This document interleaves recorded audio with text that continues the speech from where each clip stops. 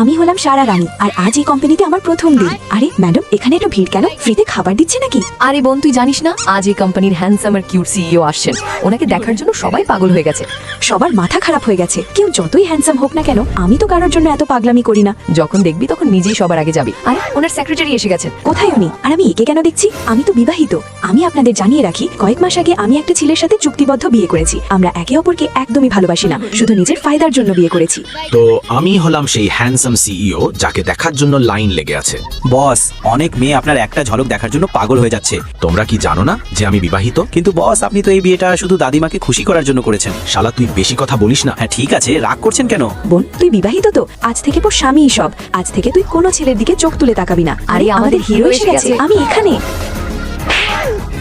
ওরে না, এই মেয়েরাও না, সত্যি মানুষ প্রেমে অন্ধ হয়ে যায়। দেখছেই না কত রক্ত বেরোচ্ছে এর তো। আবে মেয়ে, দেখে চলতে পারো না? আপনি এইভাবে কোনো মেয়ের সাথে কথা বলতে পারেন না।